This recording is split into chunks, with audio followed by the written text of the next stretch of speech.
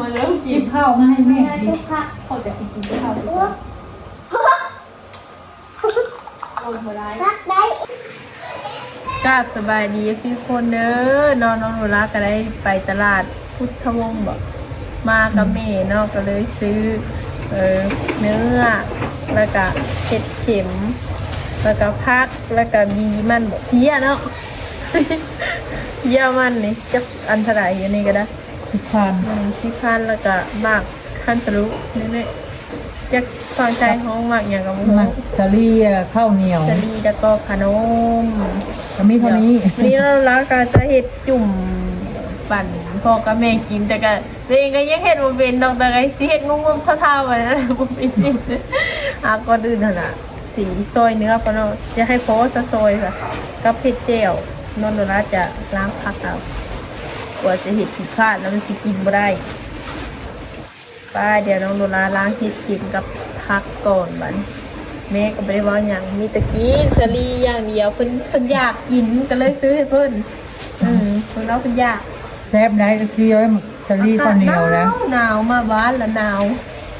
อากาศละหนาว2 มื้อละหนาวแห้งบาดยังหนาวแล้วก็ทันหนาวบัดเดียวบาดสิฮ้อนก็มันฮ้อนแท้ฮ้อนว่าจนบ่มีบ่อยู่ห่มไม้ก็เหือไหลลิ้นเสอะฮ้อนบาดหนาวก็จนบ่มีบ่อยู่ มาเนื้อกะให้ฟ้องละปาดตามใจเพิ่นเลยมักน้อยมักใหญ่เนาะ เนื้อนี่ซ้ำนี้นี่80,000ได้นี่ซ้ำนี้นะมันบ่ฮอดโลได้ เป็น10,000ก็เกือบ200พุ่นละ บ่ฮอดโลอีกนี่ก็ได้ 2แม่นเนาะ บ่ฮอด100ปลาย ถ้าบ่ฮอดก็ประมาณ20 เฮาก็บ่ฮู้ บ่ฮอดก็แบบ20,000ก็40 บาทนี่แหละมันขึ้นมันลงแล้วแต่มันขึ้นมันลงไปตัดสันบ่ มึงโดลาไปตัดเห็ดเข็มตัดออกจนเบิดก็กินไปจังมันเนาะ อ้าวที่จริงบ่แม่นบ่เขาตัดตามคอเขตคอมันเลย เบิดบ่ได้กินไปตัดเห็ดข้อนะ ตัดนะจะล้างเอา ล้างอะไรยามันเราจะบอกอันผิด พี่น้องกากับบ่มาข้าวพี่น้องเอ้ยย่าบ่กินข้าว กินจุ อดเอา มันจังบ่เปลือง เฮ็ดประมาณเท่านี้เนาะ มันจังบ่เปลือง เดี๋ยวเฮ็ดก่อนข้าว กาเอ้ยจุ่มจุ้ยไอ้กาเอาขนมนี่ กินขนม ว่าหยังนั่นแหละว่าแบบนั้นแหละไม่นะว่าหยังแล้ว บ่กินว่าขนม หน่อยกามามันจะ มีเล็กน้อยก็ เหนียวแต่ว่าหวานกับบ่หวานแห้งแต่ว่ามักสลีนี่คนได้ลูกใหม่ก็จะกินได้เนาะมันบ่แม่นมักสลีพันธุ์มักสลีอัน แม่ นั้น น้อง นะ เป็นหมอแล้วมันยังเป็นหมอตำแย่แล้ว กินได้ งูละ เดี๋ยวจะเอาขนมให้เขาลูกๆหลานๆเว้าในใดบ่ค่อยคอกินก้อนเว้าในใดเดี๋ยวนี้ กินแน่ เอ้าบ่ขอบใจซ้ำ เข้าใจเลย ยังพ่อแม่ยังไม่ให้กินน้องโดรายืนเนี่ยนี่แต่ถนนย้อนน้องโดราไม่ได้ขอแล้วหรือไม่กิน เข้าใจเลย ไม่ได้ขอแล้วหรือไม่กินมายืนแต่นี่แต่ถ เอา น มัก น สลีนี่เดี๋ยวอีแม่สิแก้ให้จุ๊จุ้ย ไอ้กามันไม่รู้ อากาศหนาวร้านเฮาก็สิบ่อาบน้ำให้มื้อนี้ เดี๋ยวว่าแต่ลานนะน้องโดรายังไม่ได้อาบแล้วนะ อาบบ่ได้หนาว ให้เป็นผู้ชายยังบ่อาบเลยอย่าว่าแต่ลาน โดล่ายังบ่ได้อาบน้ำเลยเอาลูก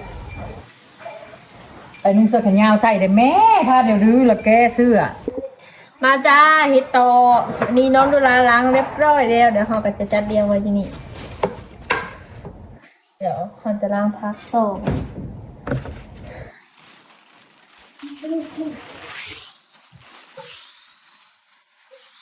เดี๋ยวล้างหัวหนึ่งก่อนเนาะยันกินบ่เบิดตัวบ่งามน้องโดราก็จะหักออกซะบ่งามก็กินได้อยู่แต่ว่าเฮาบ่อยากกิน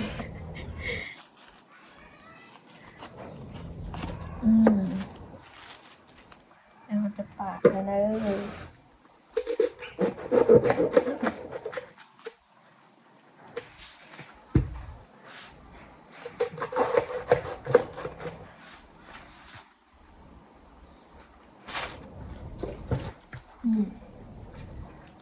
เชิญอันนี้น้องโรล่าจะคนอีกเอาเดี๋ยวเราจะทำเราคุณพ่อคุณแม่กันค่ะโอเคแล้วน้องโรล่ายังไม่เคยกินย่างเถื่อนแบบนี้นะครั้งแรกคือกันมันเทื่อกับจุ่มปลาเคยกินแล้วเนาะสีส่วนก็กินอ่ะจุ่มอันนี้น้องโรล่ายังเห็นบ่เป็นเถื่อบ่ฮู้ว่าต้องใส่อย่างไร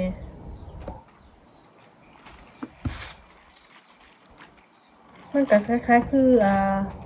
เขาเจ้าเฮ็ดซอยจุประมาณนั้นแหละมันโดนแล้วแต่บ่เคยกิน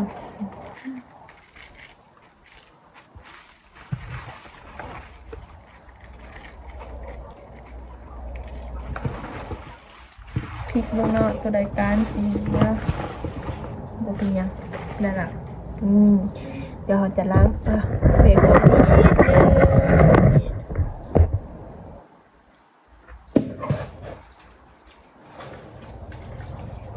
ล้างมีดด้วยค่ะเดี๋ยวเราจะมาปอกไข่กระลูกไว้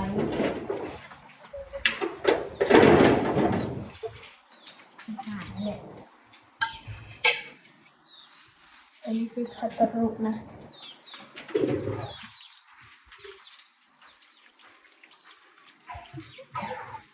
น้ำเดือดฟ้า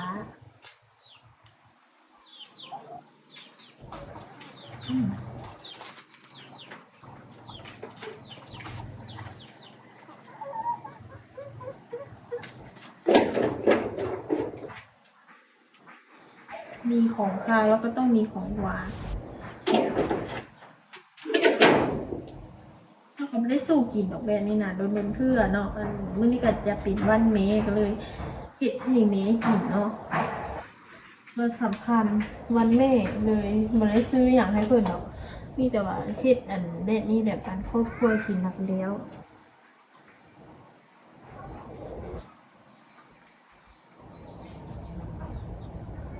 อุ้ยตกซะวันแม่แห่งชาติหนูไม่มีอะไรที่แม่หรอกมีแต่ มากินครอบครัวเนาะวันแม่กะสีผ่านไปแล้วนี่เนอะกะวันสงกรานต์นี่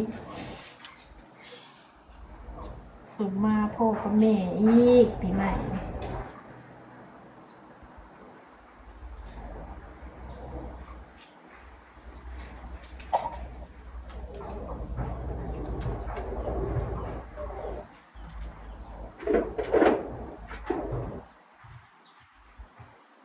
เดี๋ยวค่อยๆคิดเนาะมันมีเม็ดมาเลยเนาะคัสรุวันนี้เม็ดมันดื้อนี่เดี๋ยวเราจะเอาบ่วงมาเอาเมล็ดมันออกก่อนถ่ายคลิปคนเดียวมันก็จะเป็นแบบนี้แหละเนาะกล้องมันก็จะโบค่อยเซิร์งกับที่เขาต้องการได้แปลงซ้ายแปลงขวาแปลงหน้าแปลงหลังเอามันเล็ดมันออกค่ะซ่านั่นมันอยู่คนเดียวมองกันลงไปตายไปแล้วจะดิ้นละ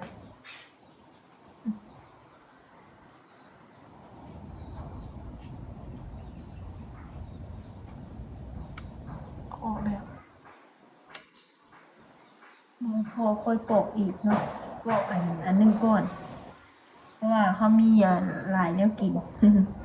มีหมักข้าวโพดหมักซาดีนั่นแหละเนาะหมักข้าวโพดคนลาวจะเรียกแบบซาดี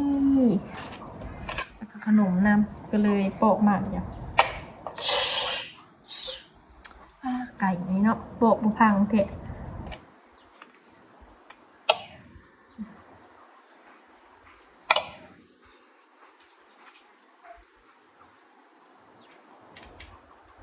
เดี๋ยวเราก็จะเอาไปเสียเย็นก่อนบ่มันจะแซ่บ ตู้เย็นน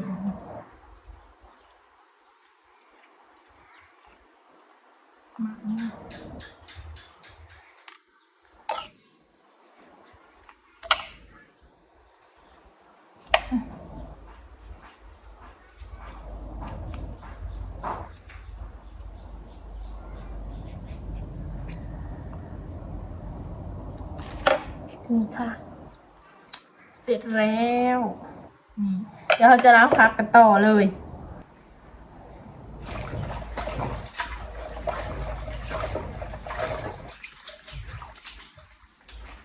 เดี๋ยวจะเทกระซังถ้าห้องล้างห้องเปียกกระซามแบบขี้ดินขี้เหงื่อมันก็จะอยู่ในไตล้างผัก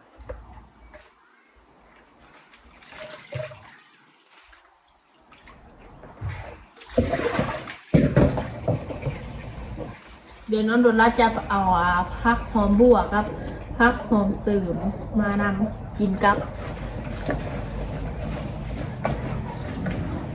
เดี๋ยวจะเปิดน้ำไว้ก่อนแป๊บนึงเสร็จแล้วค่ะนี่น้องดูลาล้างแล้วเรียบร้อยแล้วเห็ดเข็มล้างเรียบร้อยแล้วยังแต่ถ้าพักเนาะอุ้ย ยังขาดแต่เนื้อเนาะที่ยังไม่ทันซอยเพราะพีดวางใหม่เพราะพีดว่าถึงยุ่งน้องดูลาขนาดเดี๋ยวเราจะทำความสะอาดส่วนอันนี้ให้ไก่กินเดี๋ยวเราลาไปให้ไก่ก็เด้อนี่ให้ไก่เรียบร้อยแล้วค่ะอันนี้ก็จะเป็นบรรยากาศยามเร่งเนาะเดี๋ยวเราก็จะทำจุ่มเนื้อให้คุณพ่อคุณแม่ได้กินเขาเอิ้นว่าจุ่มอันนี้ว่าจุ่มเนื้อจุ่มเพี้ยอย่างนี้เลยเนาะอันนี้ก็ไก่ของคุณพ่อเนาะหลายขนาดนี่มันก็ค่อยตอดกินจะสิเลยเนาะ เรียบร้อยค่ะก่อนอื่นก็จะถ่าให้คุณพ่อกับคุณแม่มาซะก่อนเนาะเราจังค่อยยันซอยเนื้อให้เบิ่งว่าซอยแบบใดเฮ็ดแบบใดแต่ละขั้นตอนเนาะน้องโดราก็ยังบ่ค่อยฮู้ปานใดเฮ็ดไปยันบ่ถูกใจหรือว่าบ่เซฟหยังนะแบบ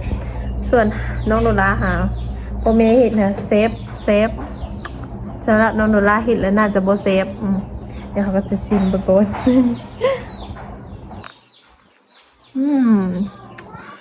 เผ็ดนะหวานครับ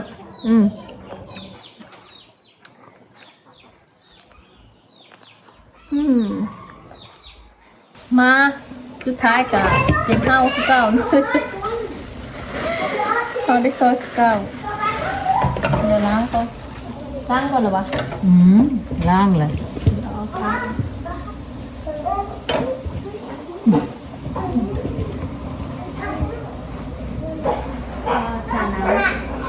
น้ำค่อยได้แล้วจุ่มอะไรยากน้ำมันก็เฮ็ดบันนี้เนาะเหนื่อยด้วยจ้ะไปทางใดแล้วน้อยโบราณเห็นชอบแล้วกันล้างก่อนนะคะเป็นมันแล้วต้มบอกสน้ำต้มมันไว้เลยยังไงวะ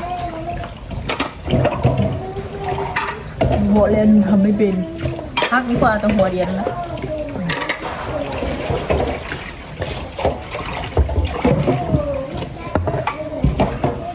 เรามาดึงหนังออกก่อนไว้ต้มกินหากหนังมันแบดหนังเอ็นว่าเป็นปลาตัวกล้วยมาเป็นตัวอย่าตือซาน้องโดราเลยน้องโดราเลยเงินละ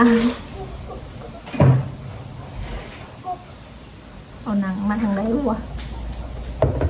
ตัวกล้วยซื้อมาแต่เป็นชิ้นคันนี้เขาหนังควายบาทนึงเอาหนังออก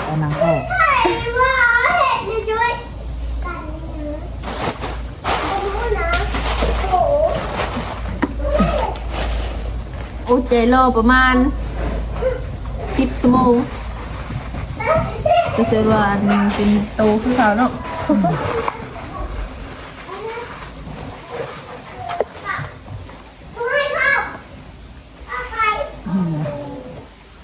มีแต่เสียงลูกเสียงหลานเนาะ กันบ่ให้เข้าเหรอ อืม เข้าไป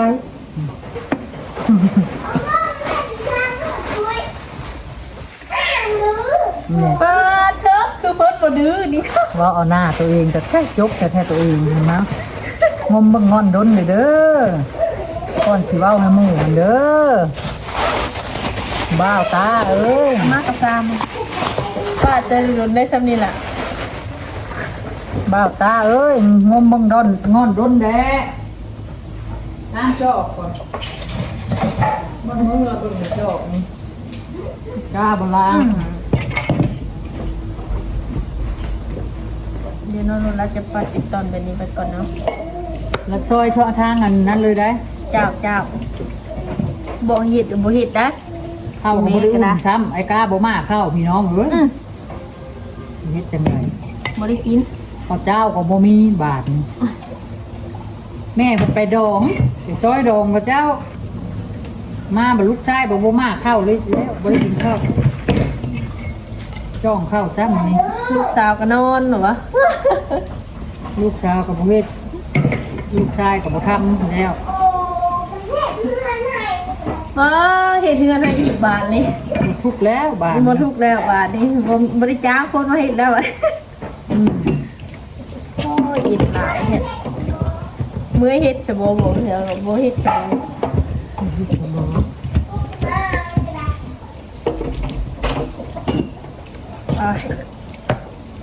น้ำเฮาก็เอาค่อยๆเฮาบ่ได้มีกระถางน้ำเด้เพื่อมันไหลมาแต่อ่างเจ้า มันเป็นร่องอยู่เนาะเขาก็ปัดทำร่องมันนี่ล่ะเดี่ยวแล้วให้คุณพ่อเฮ็ดทางเวลาจะบ่แตะตองเป็นคนบ่เซฟ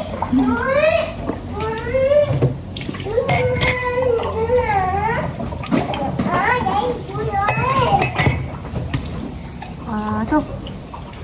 คือสิยังดุนอยู่เด้อ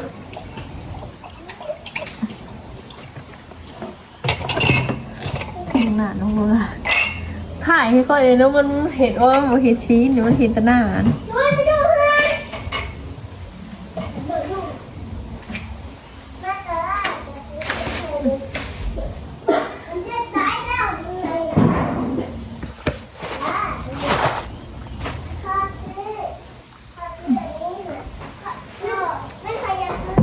มีดขี้สะครก นอนเลยนี่โน่นนี่ก็ได้ เอามีดขี้สะครกไป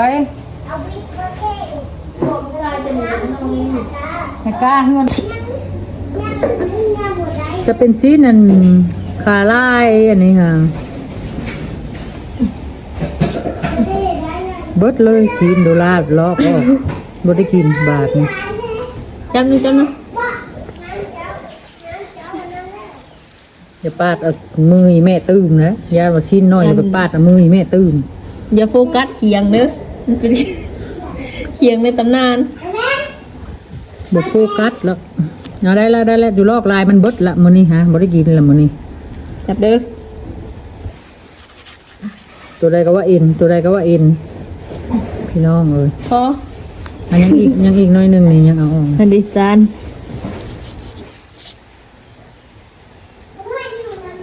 อันนี้ อ้าวบ่ให้อยู่แล้วบาทนี้ เฮือนเพิ่นเด้เพิ่นให้ไปอยู่แล้วเพิ่นสร้าง อันนี้ก็เอ็นมาได้นี่ อย่างนั้นเอาดึงอีกจังหน่อย ฮานาว่าอันใดก็เอ็นวะดี ได้แล้ว ก็สิได้อันตั้งหันอันภาคชัดอยู่นะเป็นอยู่ ว่าเป็นร่องรอบนี่นั่นแล้วเนาะนี่ก็ซอยเลยซอยไปตามเรื่องมันเลยซอยได้อยู่บอกขีดมีดเข้าๆได้ขีดมีดเข้าๆโลดโอ้มีดนั่นก็ได้คือสิบ่ได้กินแล้วมื้อนี้มาเอาเด้อพี่น้องเด้อ เบิ่งงายหน้าคกมาแบบนี้ค่ะงายหน้าคกมาเดี๋ยวไปตำเพียงอ่ะนะ บูก็ไปได้ท พี่น้อง ำบ่ได้เกือบสิเฮ็ดนะกินเลยนะ ตายละ ก็บ่ได้เฮ็ดนะกินเลย นี่กูเลยไปตำตัวมือใดเลยนะ แทบจะบ่ได้เข้าครัวยันตัวเองนั่นแหละเฮ็ดเนาะตัวเอง ก็ได้แหละนี่ล่าง เอ้านี่ บ่ ตายละสุดยอด เซฟมาให้ล่ะ ดีปีนกันละพอต้นใหญ่แต่ตัวนี้บางใช่ปะ แนวจุ่มเนาะกินผู้ละต้นละย่าเลย ก็โซสมง กินนา คือ เล มัน ย มุนใช่ปะนี่ เบิ่งแม่สีซอยมะบ่ได้กินแล้วแบบนี้ฮะ ดูได้อยู่นะเอาต้นมาจ้ะต้นอะไรกับบุคักนะ ไม่แม่สิเฮ็ดนี่แม่สิเฮ็ดบ่ได้ดอก เปลี่ยนเชฟเอาจัดการเชฟ พี่น้องโดล่าเพิ่นสิไปจุ่มเพิ่นสิจุ่มโมดใดในนี้ กระจุ่มไปตามนั่นแหละเนาะ ตายแล้วบ่เป็นตะกินเลยแบบนี้ จะบุกินค่อยกินนะมาเฮ็ดนี่ บ่เป็นจ้าโดล่าบ่เป็น มีตัวข้าวโอ้โหซีนมันเป็นกระต้นเนาะไอซีเนาะ ติดนะสิอันนี้มันก็เป็นอันนี้เลยลูกก็ได้ มันมีเอ็นโพดเพิ่นละเพิ่นว่าอย่าบ้า ถ้าเบิ่ง อย่า นะ บ้า เดี๋ยวเฮ็ดเพียงสิเพิ่น อ เรีย ย่าก บ้าหยุดก่อนเออ มันมาสิไปอันเล่มมามีแม่ปาดปักบาดลูกออกอันนี้ฮะ อย่าว่านี่ไว้ เที่ยวเพียง โพนเอาไปจุ่มได้บ่นี่ได้ แล้วของตัวเองเนี่ยมันนี่แต่ละต้นนี้มันคือบ่ละนี่มัน อันนี้หน้ามัน อันนี้อย่าว่าแม่นนี่ หน้ามันปาดทวิตมากัน แม่ นั่น น แห และ ละ ลายต้นและอันนั้นบ่แม่นหน้าละ แม่น่ะมันหมุนเนาะถึงกับเจ้าตัด เป็นอันนั้นเลยนะ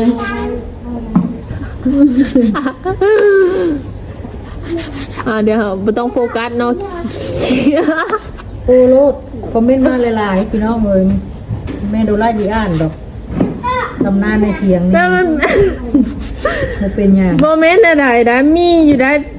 ใต้ตัวนั้นนะนี่ มันมีอันเดียวนี้ นี่ตัวไม้นี่ก็มีอยู่บนไซส์เนาะเอาตัวนี้ มันสะดวกใช้อย่างนี้นะมันจับไป มันนั่นมันเซฟนะมันเกือกกับอันมันก็จองก็คือเดียวนะมีลายแต่บนไซส์เนาะ เสียดายมัน ใช้ตัวนี้เนาะโพนพวกนั้นนี่ มันเท่เป็นพ่อทิมจังทิมพี่น้อง อันนี้นะมันไม่ได้เกิดย้อนอย่างเลยนี่เด้อแบบว่าเขาล้นหม้อแล้วเขาบอกว่าจะหม้อแล้วมันเลยไพ่รวมมัน มีหลายอยู่เนาะเพิ่มมาไซส์ เสียดายพี่น้อง มีดกับแต่น้อง มื่นอาลีพวกเราจังใช้ มีดกับแต่น้องมื่นตามามีดก็ได้เห็นแต่เดียวนี้ ถ้ามันบ่ฮักเดินส่งสิได้ มีอยู่มีดกับเล่าโบเอามาไซส์เนาะเราจะได้ไซส์แต่ตัวนี้นั้น เอาแล้วมีดมันเป็นตะไส้กระดวงเดียวนี่แหละอาจารย์มาไป อ้าวเพิ่นเอาผ้ามาให้ดีอีกตัวหนึ่งดี มันยังบ่ได้ใช้เสียดายมาก อันดิฉัน ตัวเองบอกเอามาใส่ แต่ว่าจะขอบคุณเพิ่นเนาะเชื่อหนึ่งแหละเพิ่นก็ ธาตุ มาให้ ธาตุก็มีอันเพิ่นน่ะเอามาให้ก็บ่ใช้เด้ธาตุเดียวนี้เนาะใช่ก็ อันนี้ธาตุตั้งแต่ปัจจุบันอีกพุ่นละ ธาตุเพิ่นนั่นพามาให้ธาตุงามๆน่ะบ่เอามาใช้เด้ เสียดายพี่น้องเอ้ย บ่ตีแล้วเนาะคนเฒ่าเนาะอีหยังก็สิได้ เสียดายมา อ่าก นเห็นบ่ คิดเสียตัวเอง เราใส่จานเราบ่เอามาใช้ถาดใหม่ฮะ มันเป็นอย่างกินได้ กินได้วะเลือกกินได้ก็กินได้อยู่เนาะก็อยากได้ถาดใหญ่งามๆเอามาใส่นี่หมกหม้อเนาะหนูล่าเอามาใส่ถ่ายคลิปแล้วกับคนเข้าไปเก็บไว้อีกถ้วยก็คือเดียวบ่วงก็คือเดียวเนาะหนูล่าคนออกมาแล้วคนเอาไว้นี่ถ้วยกับบักหลายๆนี่เราบ่ใส่เนาะเราสิไปเก็บไว้ต่างหากอยู่พุ่นถ้วยเราใส่เราจะใช้ถ้วยยางถ้วยแก้วถ้วยอันนะถ้วยหินแล้วเราบ่ใช้นะ ใส่มื้อนี้วันแม่ต้องสิโฟกัสเรื่องแม่หลายแล้ว มาเว้าปานพังเนาะมันนี่เป็นวันแม่ก็เลยมาเว้าอันเหตุการณ์ที่พังว่ามีอยู่แต่เราบ่ใช้เนาะ เนี่ยได้อะไรกันเลยทีได้อะไรกันนะมันงามได้เลย แบบว่าหมอกก็บ่ต้องแปลกใจเนาะคือว่ามีแต่อันเดียว มันก็มีหลายอยู่เราบ่เอามาใช้พวกนู้นนี่เราเก็บไว้ในกองนี่แต่อันนี้ก็เฮาก็ยังบ่ทันได้ใส่ประตูให้มันยังบ่ทันระบุมันมีหลายอยู่เราบ่ใช้แล้วอยู่ในกินก็คือเดียว เราแบบว่าสิว่าเนี่ยดีวะเราบ่ค่อยจะอยากจะซื้อ ก็อยากเก็บไว้ได้หันแล้วซื้อโดนๆก็สิซื้อเท่านึงก็บ่ว่าดอกบ่ซื้อก็เลยโดนๆได้ล่ะใจ ไก่ก็คือเดียวมีหลายแต่บ่กินได้ไก่แต่แค่คนมาจะกินได้เออ ถ้าเอานายบ่มาก็บ่ได้กินไก่นะ บ้านนั้นน่าจะมาจะว่าอยากกินถ้าเบานายมาล่ะบ่แขกคนมาแล้วเราจะฆ่าแต่แขกคนบ่มาแล้วคือว่าบ่ได้กินเลยไก่อ่ะอันนี้ก็คือเดียวถ้าบ่แม่นวันนี้ก็คือสิบ่ได้กินว่าความจริงเนี่ยช่วงนี้ก็มีแต่ดองช่วงนี้ก็เพิ่นก็เริ่มบ่มีเงินบ่มีเงินแล้วพี่น้องเอ้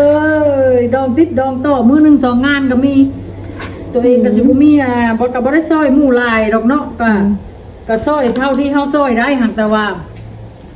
ไปซอยหมู่ก็โยค่าแรงงานมื้อนึงก็ เกือบสิบ่บัดนี้บัดงานเจ้าของแล้วสิมีบ่คนมาเนาะยันบ่มี จักสิปีเท่าใดจังสิมีงานตัวเองบ่มีแล้ว บ่มี สิจัก งานแต่งที่ใดเป็นได้แขกรับเชิญ 10ปีสิมีอยู่บ่งาน นี่เนาะเป็นได้แต่แขกรับเชิญเขาบอกคุณแม่อยากคุณแม่ว่าถ้ามีเงินละสิแต่งงานกับคุณพ่ออีกว่ะ ตอนนี้ยังบ่มีว่าเลยบ่แต่ง แม่ว่าเพราะว่าพอโดล่ากับแม่ก็แต่งแบบเล็กๆน้อยๆเองก็คือว่าเนาะ คือพกต่อแคนแล้วก็แล้วนะ แคน3เท่า4แก้นึงนะกะค่าดองก็คือว่าล่ะ ตะกี้มันก็ลายแล้วได้สำนาใด ก็บ่อยากว่าปานใดนั่นเรื่องค่าดองแม่โดล่าก็ได้ ตะกี้มันก็ สมัยนั้นยังทางนี้ยังบ่ได้เป็นทางยางได้เด้อยังบ่ได้เป็นทางยางได้เอากับพ่อโดล่าได้ ยังเป็นปอกเป็นป้ายอยู่ละ ยังทางมาแต่ทางแขกนี้ยังเป็นดินแดงอยู่ก็เลยว่า ส่วนหน่อยสิได้คือรถส่วนหลายมีแต่ยางในสมัยนั้นยังยางอยู่ ค่าดองบ่ได้มีเบียร์เลยพี่น้องเอ้ยเหล้า บ่ฮู้จักเบียร์แล้วก็บ่จ้ะ เหล้า10 ลิตร เหล้า10 ลิตรพี่น้องเอ้ยหมูน้อยตัวนึงสมัยนั้นนั่นแหละแม่โดล่าว่าคันพ่อโดล่าถูกเลข400 ล้านนี่ พ่อโดล่าว่าเจ้าจะเฮ็ดหยังมาถามแม่โดล่าว่าสิจัดงานแต่งงานใหม่พ่อโดล่าว่าเงินถูกเลข400 ล้านนั่นเลยไปจัดงานแต่งงานน่ะบ่อยู่จัก100ปลายล้านหรือ200 เพิ่นว่าเพิ่นอยากปูแพแดงแต่วิทางอย่างผู้มากนี่ว่าซ่านปูแพแดงนี่ได้บัดนี้ แม่เล็ด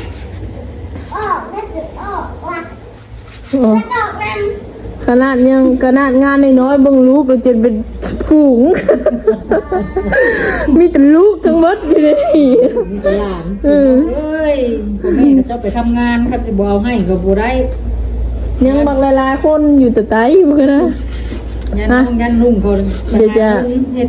ซอยซีนกันเนาะแล้วก็ต้มน้ำถ้าคุณพ่อมาแล้วเขาก็จะค่อยกิน อ